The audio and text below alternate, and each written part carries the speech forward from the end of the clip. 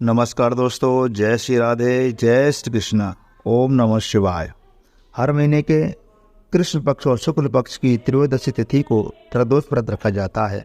यह दिन भगवान भोलेनाथ को समर्पित होता है और मान्यता है कि प्रदोष व्रत में भगवान शिव की पूजा करने से सभी दुख दूर हो जाते हैं। भगवान शिव अपने भक्तों को धर्म, सुख, समृद्धि और मान सम्मान का आशीर्वाद देते हैं। इस दिन उपवास रखकर व्रत कथा पढ़ने और सुनने से व्रत का पूर्ण फल प्राप्त होता है। किंतु जो भक्त किसी कारण से उपवास नहीं रख सकते हों, वे प्रदोष काल में भगवान शिव की पूजा करके हाथ में 11 हरे मूंग के दाने या अक्षत के दाने लेकर व्रत की कथा पढ़ते हैं या सुनते हैं तो भगवान उनकी समस्त मनोकामना पूर्ण करते हैं। तो प्रिय श्रोताओं, अब आपको सुनाते हैं रवि प्रदोष व्रत कथा। क्योंकि इस बार का प्रदोष रविवार के दिन पड़ रहा है, ऐसे में यह रवि प्रदोष व्रत होगा। रवि प्रदोष व्रत रखने से समाज में मान सम्मान की प्राप्ति होती है, विरोधी शांत होते हैं, जिनकी जैसी कामना हो भगवान की कृपा से वह कामना पूर्ण होती है। एक समय सभी प्राणियों के हितार्थ परम पावन भागीरथी नदी के तट पर ऋषि समाज द्वारा विशाल गोष्ठी का आयोजन किया गया। इस महासभा में व्यास जी के परम शिष्य प्राण प्रेता श्री सूत जी महाराज हरि कीर्तन करते हुए पधारे। श्री सूत जी को आते देखकर शौनक आदि 88,000 ऋषि मुनियों ने खड़े होकर उन्हें दंडवत प्रणाम किया। महाज्ञानी सूत जी ने भक्ति भाव से ऋषियों को हृदय से लगाया और उन्हें ढेरों सारे आशीर्वाद प्रदान किए। तब विद्वान ऋषिगण और सभी शिष्य आसन पर विराजमान हो गए। शौनक आदि ऋषियों ने पूछा कि हे पूज्यवर महामती, कृपा करके यह बताने का कष्ट कीजिए कि मंगल व्रत, कष्ट निवारक रवि प्रदोष व्रत सबसे पहले किसने किया और उसे क्या फल प्राप्त हुआ। तब श्री सूत जी महाराज इस प्रकार कहने लगे, आप सभी शिव के परम भक्त हैं। आपकी भक्ति को देखकर ही मैं व्रती मनुष्य की कथा कहता हूँ। ध्यानपूर्वक सुनो। एक गांव में अति दीन दुखी ब्राह्मण निवास करता था। उसकी शादी पत्नी प्रदोष व्रत रखा करती थी।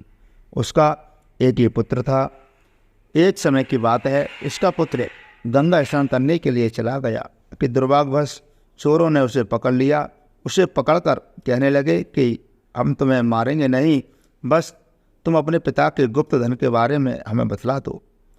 चोरों की बात सुनकर वह बालक बड़े दीन भाव से कहने लगा, हे बंधुओं, हम तो अत्यंत दुखी दीन हैं, हम बहुत गरीब हैं, हमारे पास भला धन कहाँ से आएगा। बालक की बात सुनकर चोर कहने लगे, तो फिर क्या तेरी इस पोटली में क्या है। बालक ने चोरों की बात सुनकर बिना डर के कहा कि इसमें तो मेरी माँ ने मेरे लिए रोटी दी है। यह सुनकर चोरों को उसे बालक पर दया आ गई। उन्होंने अपने साथियों से कहा कि साथियों, यह बालक तो बहुत ही दीन दुखी मनुष्य है, इसलिए हम इसको छोड़कर किसी और को लूटेंगे। ऐसा कहकर चोरों ने उस बालक को जाने दिया। वह बालक वहाँ से चलते चलते एक नगर में जा पहुँचा। नगर के पास ही बरगद का एक विशाल वृक्ष था। वह थका हुआ था, इसलिए वह बालक उस बरगद की वृक्ष की छाया में सो गया। उसी समय उस नगर के सिपाही चोरों को खोजते हुए उस बरगद के वृक्ष के पास ही आ पहुँचे जहाँ पर बालक सोया हुआ था। वह बालक को चोर समझकर बंदी बनाकर राजा के पास ले गए। तब राजा ने उसे बालक को कारावास में बंद करने का आदेश दे दिया। उधर ब्राह्मणी का लड़का जब रात होने तक घर नहीं पहुंचा तो उसे अपने बेटे की चिंता होने लगी। अब अगले दिन प्रदोष व्रत था। ब्राह्मणी ने प्रदोष व्रत रखा और भगवान शिव से सारा दिन मन ही मन अपने पुत्र की कुशलता की प्रार्थना करने लगी। भगवान शंकर ने उस ब्राह्मणी की प्रार्थना स्वीकार कर ली और फिर उसी रात भगवान शंकर ने उस राजा को स्वप्न में आदेश दिया कि वह बालक चोर नहीं है, वह निर्दोष है, उसने कोई चोरी नहीं की है, इसलिए उसे प्रातःकाल छोड़ दिया जाए, नहीं तो वह उसका सारा राज्य वैभव नष्ट कर देंगे। प्रातःकाल राजा ने शिव जी की आज्ञा अनुसार उस बालक को कारावास से मुक्त कर दिया। बालक ने तब अपनी सारी कहानी राजा को सुनाई। बालक ने मुख से सारा वृत्तांत सुनकर राजा ने अपने सिपाहियों को उसे बालक के घर भेजा और उसके माता पिता को अपने राज दरबार में बुलवाया। और राज दरबार में बुलवाए जाने के कारण उसके माता पिता बहुत भयभीत हो गए। उन्हें लग रहा था कि शायद राजा उन्हें दंड देने वाला है।